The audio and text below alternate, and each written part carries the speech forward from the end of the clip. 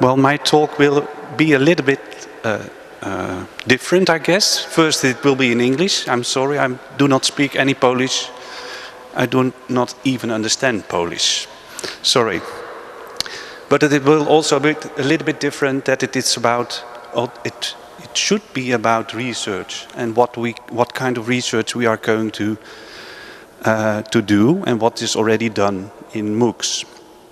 But before that, I show you the structure of my talk. I first want to say something about what is a MOOC and what kind of MOOCs are there, which leads to a kind of definition of MOOC, which is a very simple one. Then I will go into the research on MOOCs and whether we should think in a different way if we think about doing research in MOOCs, different compared to classroom or campus education. And at the end, actually, hopefully the most important part will be that I want to talk with you about the research agenda. So what kind of research we should do. Well, these are some examples. Actually, these are the 9 MOOCs we're running at the Leiden University at the moment. And we ourselves collected some data and analyzed some data of the middle 3, which are about European law and tax law, and the upper one is about terrorism and counterterrorism. So I'm not from an engineering background, that's quite clear, I guess. My background is educationalist, so I'm a psychologist and educationalist.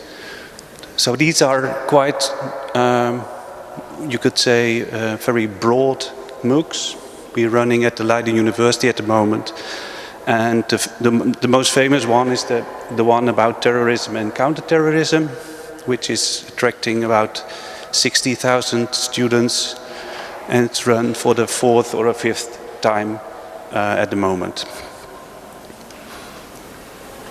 Well, already in the second presentation you already saw all the platforms. The mostly used ones are the Coursera, the edX, and Udacity. European projects started in 2013, I guess, with OpenUpEd. But there are many other national platforms already there, used in Europe, Asia, and Australia.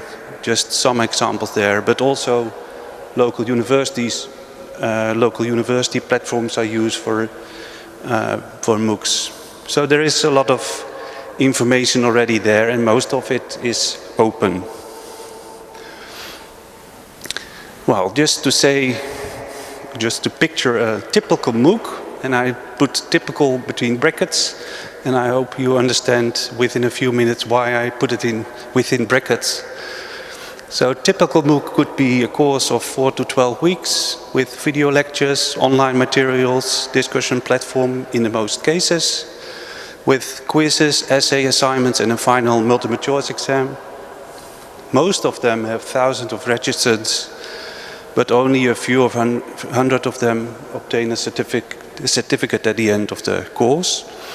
During the course, the learner commitment wanes in general, and the effort, general effort during a week for a student or a learner is about 2 to 6 hours per week. But is this a typical MOOC? There are many taxonomies in the literature already. So in the last slide I will give you some readings, but there are many, many, many more. And there are actually many papers about taxonomies of MOOCs, kinds of MOOCs, types of MOOCs. Well, the most famous one actually is this one, which is not actually true anymore, which is comparing CMOOCs with the XMOOCs, so the connectivist MOOCs, which started the whole development in 2008, and the XMOOCs that took over the whole development some years ago, and that they are different in some respects, you can say. The CMOOCs are more the social constructivist MOOCs, which are driven by participants, creating so the participants creating the materials. A lot of interaction between students and between students and teacher. Most of the times the teacher is facilitator or even the collaborator. And a lot of other social media is used within the MOOCs. And most of the times the assessment is done for learning. So in order to provide you as a student with feedback, not to assess you not to assess your performance. On the other hand, the X-books, the largest one, are another on the other side of the dimension. But even this typology or taxonomy is not valid anymore, you can say. Because there is another typology, and I can go on and go on with a lot of taxonomies later on. I just gathered some of them here. A duck, a book, a Spock, a book, a hook, a GMOOC, a SMOC, a MiniMOOC and TMOOC. But you can find many more. I think this is about only 20% I got from the literature. And the difference is not that they are really different. They are all a variety. It's all a variety of a CMOOC or an XMOOC. They are a little bit different in the way they are open or flexible, and in the way they are massive, having massive population or not. So the XMOOCs are in the larger open ones, and I would say the more innovative ones, innovative in terms of pedagogy, are in the ones with the smaller populations. So it might be that it is easier to innovate your pedagogy if the population is a little bit less than 60,000 or 100,000. And the larger MOOCs in general are not that innovative if you look at the pedagogy they use. They use a lot of instruction, video lectures of an expert, some assignments, some quizzes, and a discussion forum, but the discussion forum is mostly used for, hi, I'm a student from Chile and I want to follow this MOOC, how about you? Which is also very important, of course, that students have that they are allowed to do this kind of things, but it is not about the MOOC itself. So what I already said, they vary in the dimension of openness, in their massiveness, so how large the population is, and sometimes also in the focus. Focus on groups, group work, focus on particular tasks, problem solving, that kind of thing. So that means that there is no real good definition of a MOOC.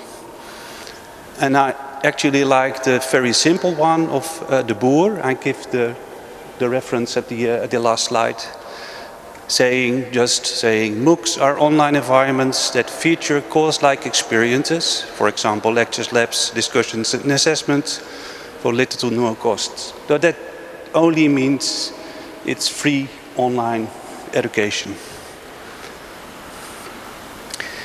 If we have a look at the research, well, you can see that, of course, all the research on MOOCs is quite recent. That's quite logical. It's a developing field in the research terms. And if you look at the research, you can see many essay-like papers where the thoughts or ideal thoughts about the design of MOOCs is written. Sometimes they also gather some data, but most of the times they just write down what they think a MOOC should do or what they think a should look like. There is another stream in the research which describes some course evaluations from both students and teachers, but most of the course evaluations are quite simple. It's just whether you are satisfied with the design or whether you are satisfied with the outcome, that kind of course evaluation, so very general, abstract ones. There is also some descriptive research on student profiles, so what kind of students are in a MOOC, what kind of reasons do they have to register for a MOOC, that kind of things. But it's quite limited, actually, that kind of research.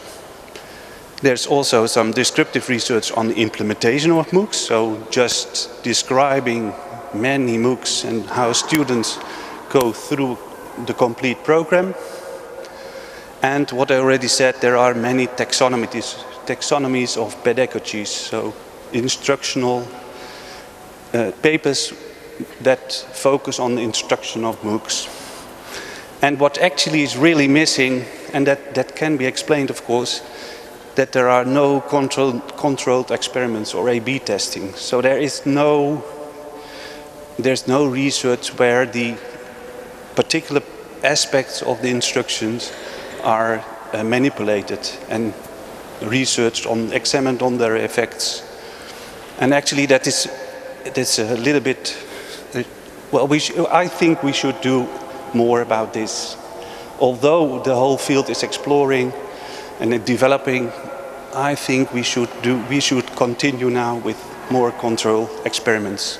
But I come later to that. Just to give you two examples of papers, research papers. This is the one of Toven Lindsay et al., who analyzed 24 MOOCs. It's quite recent, as you see, and what they did a lot more in the paper, but what I took out is that they described the modes of instruction, interaction and assessment in these 24 MOOCs. And what was there more and what was there less? Well, as you can see, what was more in the most MOOCs were very traditional. So they were text-based readings, videotaped instructor, one expert, just telling you everything what's important about the subject. There were some student-student interaction in the discussion board, but what I said, it was very social and emotional support, not really about the content. And the assessment, most of the assessments were open-ended tasks. And what was less there was almost no recorded lectures, no lectures like this, just recorded, not small video lectures, but big ones. There was almost no student-student interaction in a synchronous way, so in a chat version. And especially what was missing is that there was no discussion between students about the content. So if the teacher prompted something and asked students to discuss about a particular subject, there was no discussion at all. Well, you can read the other things. Another paper about the pedagogy, it's only one of them, also a recent one. It's of Margaret Ryan and colleagues. The nicest thing about this paper, about these 10 dimensions, which they used in analysis of 76 MOOCs, the nicest things about this one is that they tried to connect with the instructional design model we already have in our literature. So they tried to connect these first 5 dimensions are the 5 principles of Admiraal, instructional design, which is from long ago, and which is not about MOOCs, which is even not about online education, but it's an integration of all instructional models we use in our higher education, in our campus education. And they adapted these 5 dimensions and added also 5 dimensions in order to analyze what's going on in a MOOC if we look at the pedagogy. And although I cannot in the paper, it's an article in Computers in Education, in the paper you cannot really understand how they did it, what kind of indicators they used in order to assess these 10 dimensions. But in general, the whole thing and the description of the dimensions is quite good. So if you can have a look at it, I really liked it. Because this is a way to understand what is going on in a MOOC when we look at the pedagogy. It's not about technology at all. It's already what I understand of my translator is that it's already mentioned here before. If we have a look at MOOCs, we should not look at the technology at all. It's only a means. It's only a way to present something nice. It's about pedagogy. We should use the knowledge we already gathered from 30 years online education, from maybe 100 years educational research. We should use that kind of information and knowledge we already have in order to develop our knowledge what's going on in the MOOC and what should be going on in the MOOC. If you look, well, I make a kind of analysis myself from, I think it's about 35 articles. And if you look at the pedagogy, then if you see the light gray line as the ideal, the theory, the knowledge we have, and the darker line as what is going on in practice, you can see that in most MOOCs the organization, the structure is quite okay. It's very structured, very clear. It's very clear what students should do, what they could expect, that kind of things. The learning material, so the sources itself, is most of the times very good, but actually all the other things are not that good. And especially the interaction between peers, so between students, and the guidance of their learning process, so which is in the right half, is not that good. It's not how we provide in a regular higher education campus our instruction. It's going back 20 years ago when we just give lectures and everyone sits and listens and doesn't hear anything or doesn't understand anything. And that's what's going on in MOOCs nowadays again. And there is a difference, of course, between campus education. You cannot compare it completely. These three and the next slide are from an article of De Boer and colleagues in Educational Researcher. It's, I think, from last year.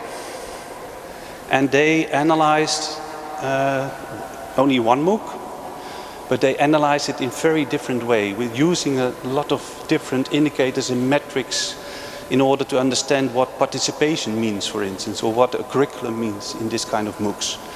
And I really like their ideas about, is it more or less the same what we already know? Is the variable participation or enrollment of a student, is that the same as in our campus education, or is that a little bit different? And they come up with, the next slide will be about 4 variables, all based on these thoughts. So there is a difference that the magnitude of data you gather in a MOOC is completely different. It's larger, the number of students is larger. Most of the times the observation per student, there are more observations per student, and the types of information, so the different kind of information you get is larger. There's a diversity in student population, so the diversity in region, the reasons for why they register for the course, and of course also the background.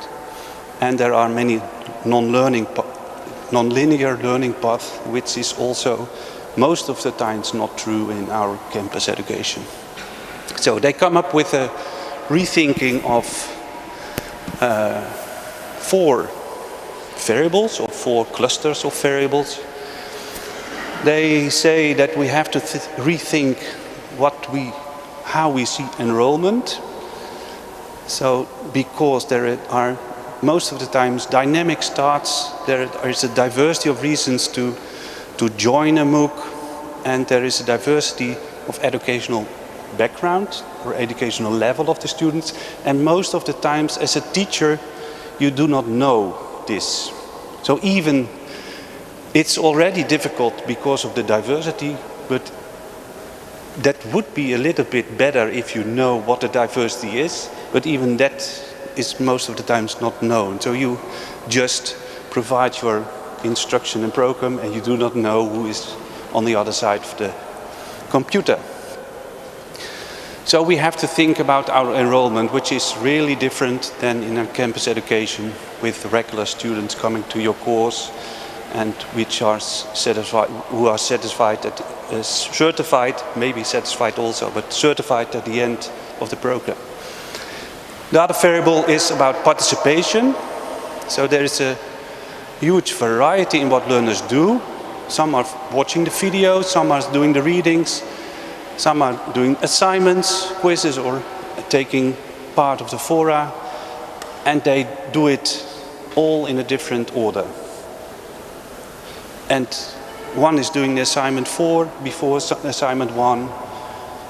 Another student is starting in week 1, another is starting in week 10, and they all are participating in your MOOC, and you all have to provide them with good quality.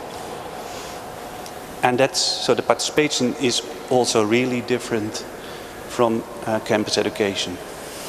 Well, at least campus education I give in Leiden. Oh.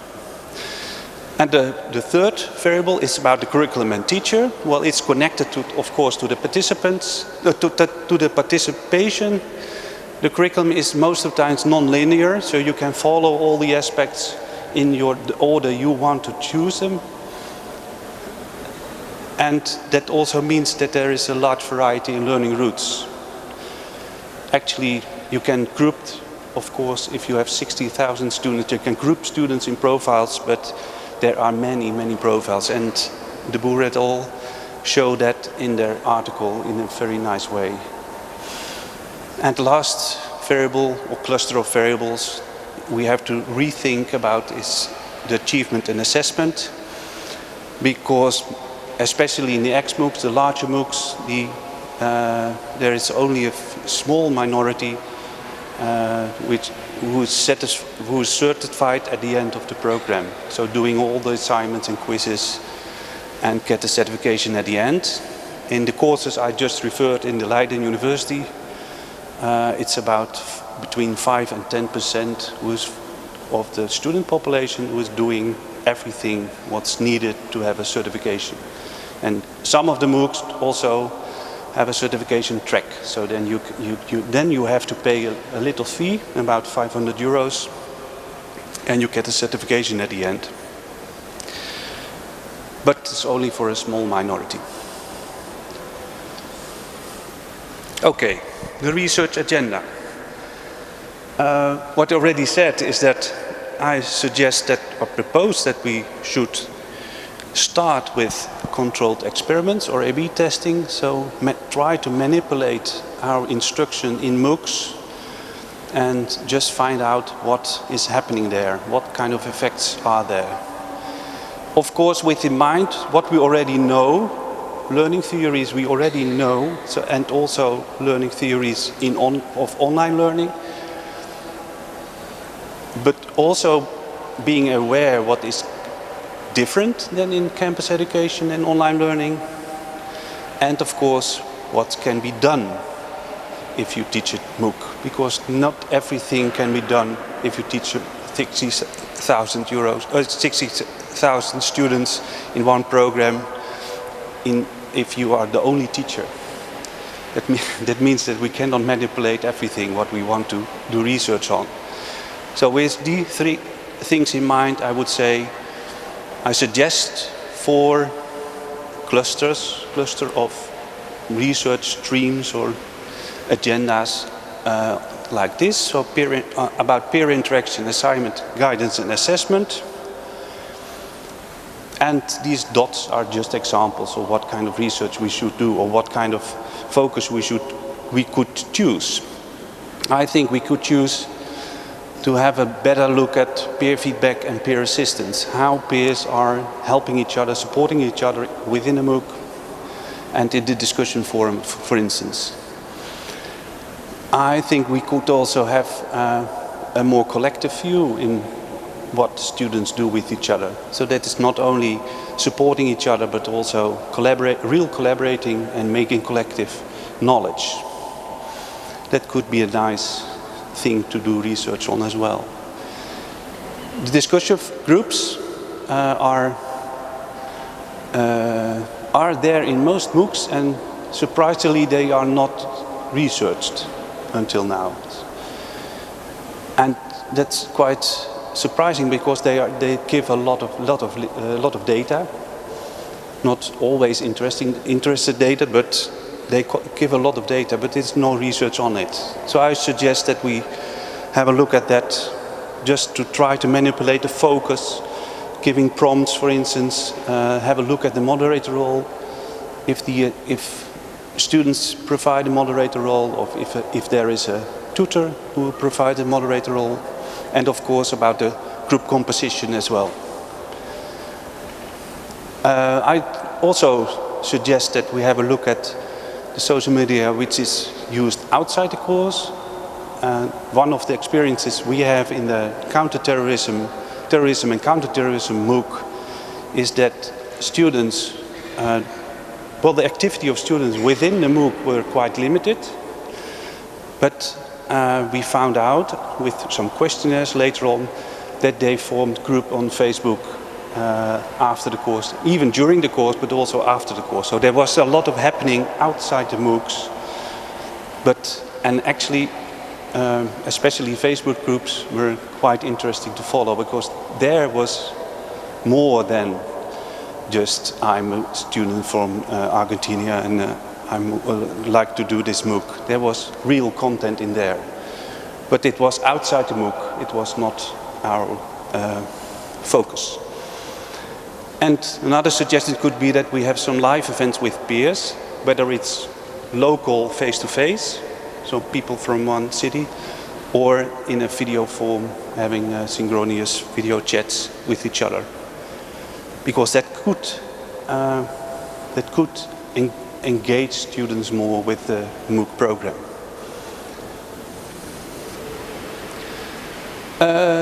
About the research agenda about the assignments. Well, in general, these are just suggestions. In general, the assignments of the MOOC, well, at least the MOOCs I saw, are not very spectacular. They are, you have to remember all kinds of knowledge. That could be an assignment. Sometimes there are some kind of essay assignments where you can help your peer with some peer feedback.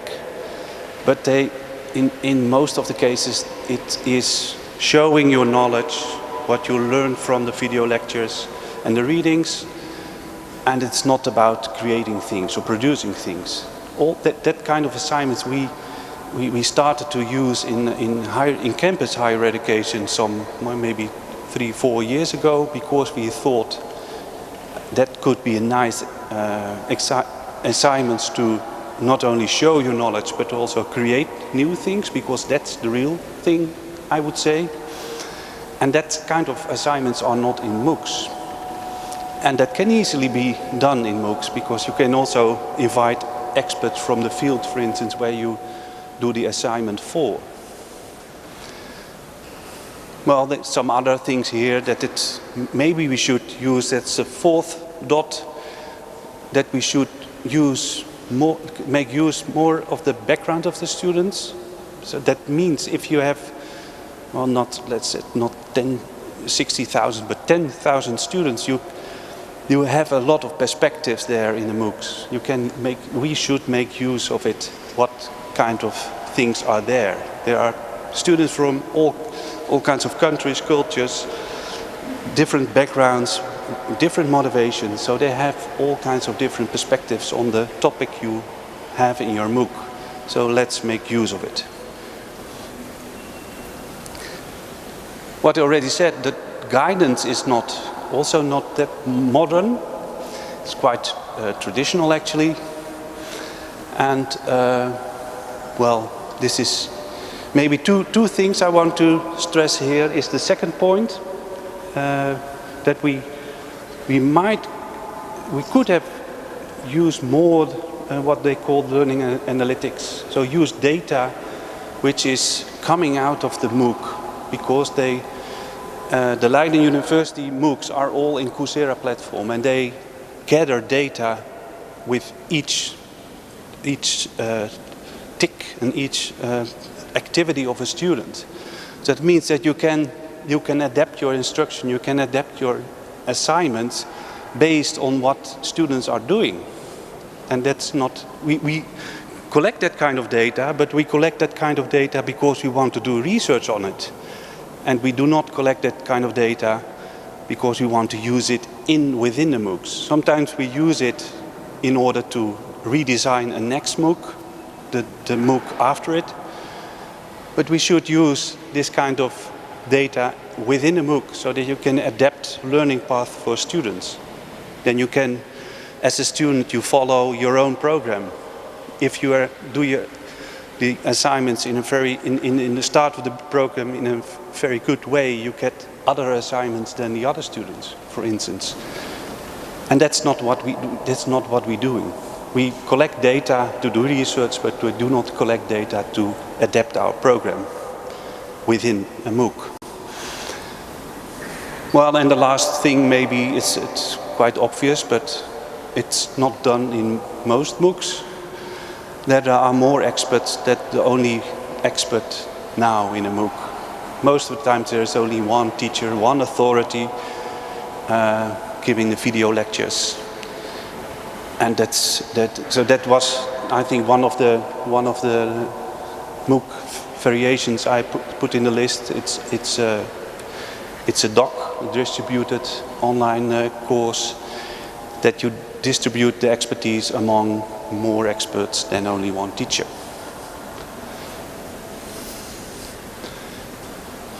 Okay, last point for the research agenda. It's quite long, but anyway, it's something we have to do then. Well, to use a variety of assessment forms, so not only quizzes as self-assessment, but also peer assessment and co-assessment. Co-assessment means assessment done by a student and the teacher together.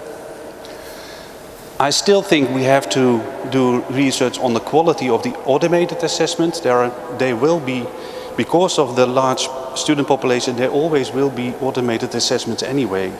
So I would say let's have a look at the quality of these. And of course we have to decide what should be assessed. Activities, participation and knowledge. And that's connected to why students register for a MOOC. If you just register for a MOOC because you want to know something about, you want to read something about terrorism and counterterrorism, that means that quality for you as a student means something else than for a student who is starting the same MOOC with the idea that he or she is going to learn a lot about and having more perspectives about counterterrorism and terrorism. So that means that quality for students also means, for different students also means a different quality. The quality is not the same for all the students. And that also means that all learning goals are not the same for the students, and that also means that the assessment should not be the same for all the students. It should be adapted, I would say. Well, this is the last point, connected to all four of them, that we make more use of the student data, both for peer interaction, for the assignments, to adapt the assignments, to adapt your guidance, and also to adapt your assessment.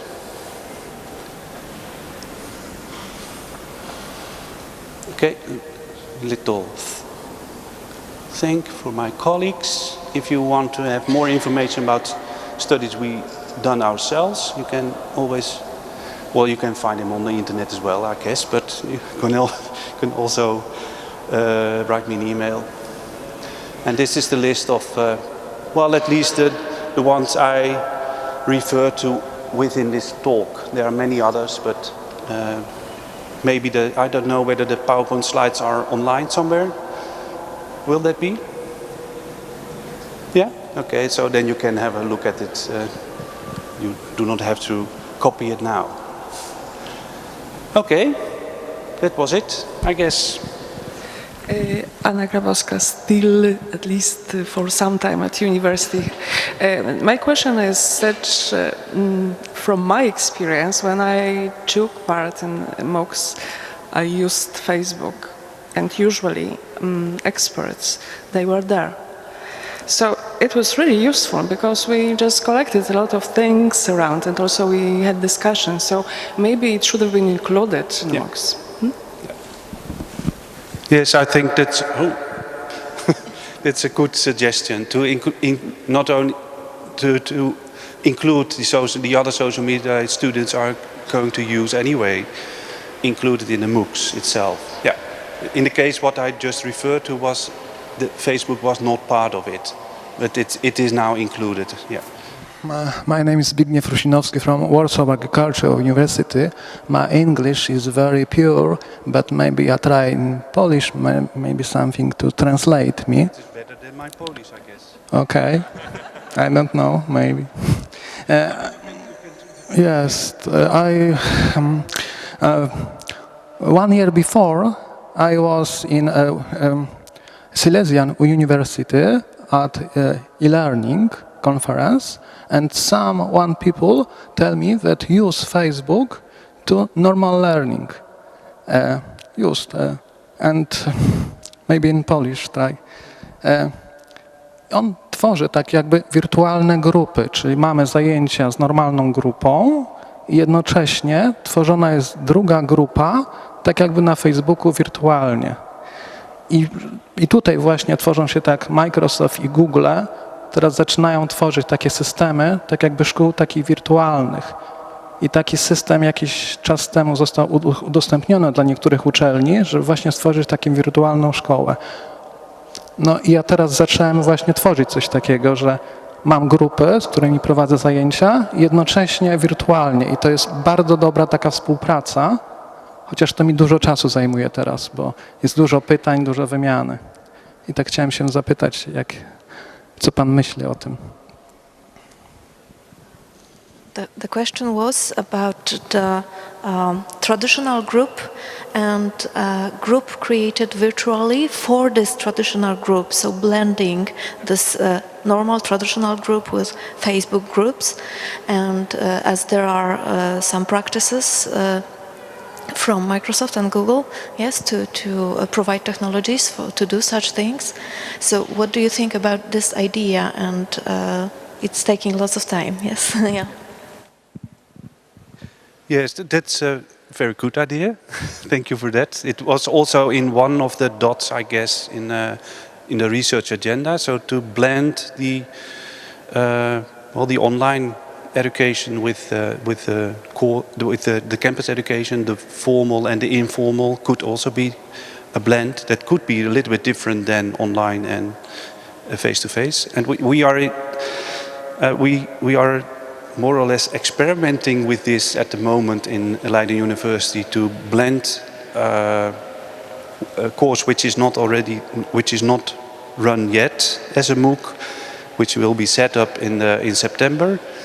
It's about medicines, and that will be a MOOC, and at the same time the MOOC will be run during the same time as the same period as the campus course in medicines.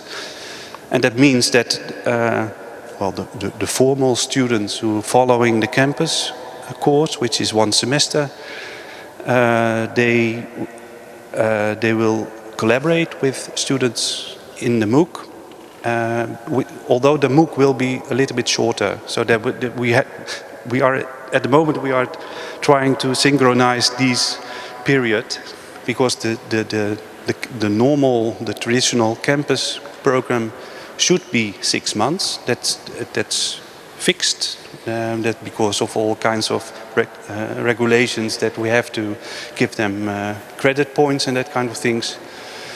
But we do not want to have the MOOC 6 months. So what we try to do now is to have the MOOC starting at the same time and ending at the same time, but having different starting points where MOOC students can go into the program and also go out of the program. So actually we try to have smaller MOOCs during the period and try to blend it with the campus education. And I have to say that's a little bit an experiment, but I'm very curious what's coming out of it. I would like to comment, because from the perspective of a teacher in a MOOC, it seems that you know almost nothing about students you teach. Then you cannot follow what activities they do, because it's impossible when you have something like 10,000 students. And then you have to assess them, not knowing who will come to the assessment. How to do this, actually? Yeah, so that's exactly that is why it's not done in a good way at the moment, because there is only, well, it's very general. It can be different in different MOOCs, but in the larger MOOCs, in the ex-MOOCs, there's only one expert. There are many assignments. You do not know the students, and although the teacher, the expert himself, most of the time him actually, does not assess any essays of the students. All the assessments are automated quizzes, automated multiple choice exams, and there are many peer assignments in between.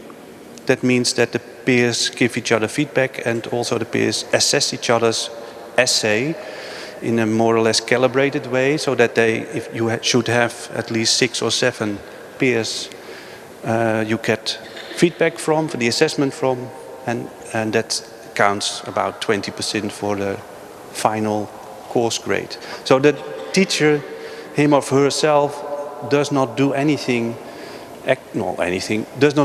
about assessment itself. So that's quite weird, isn't it? If there is an expert, you should use him or her. Yeah. So I think we could.